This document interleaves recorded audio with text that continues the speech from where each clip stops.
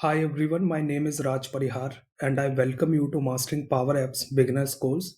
Today I will cover Module 2, Key Components of Power Apps, in which we are going to cover essential elements for building apps, Introduction to PowerApps Studio, Introduction to Power App Platform Admin Center.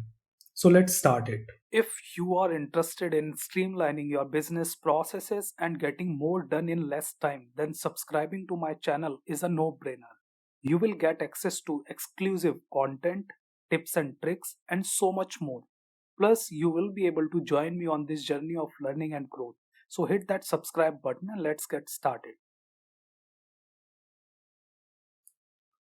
PowerApps is a collection of services, apps, and connectors that work together to let you do much more than just view your data.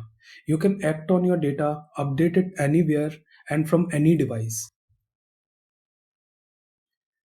There are mainly four components of PowerApps: Homepage, PowerApps for mobile, PowerApps Admin Center, and the PowerApps Studio.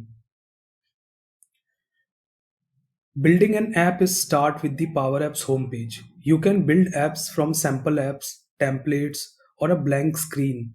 All the apps that you have built appear here along with any apps that other have created and shared with you.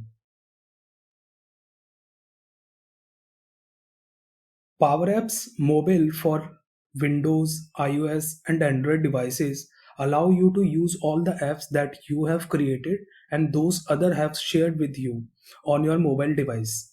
You can download it from native app store or the Play Store.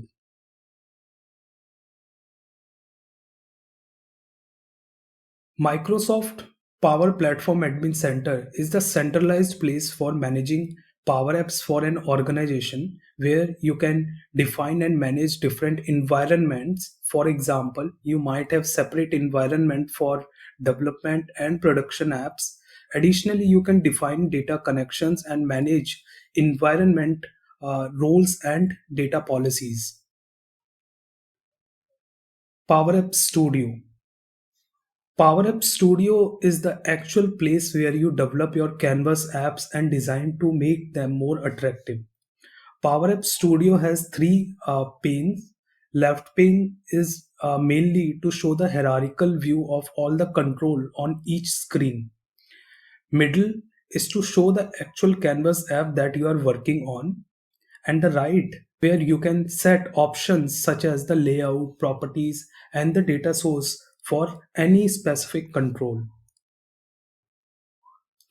So this is all related to the main components of the Power Apps. In module 3, we are going to cover much more than that. If you enjoy the video and want to stay up to date related to Power Apps, Power Automate, SharePoint, and RPA, be sure to hit that subscribe button.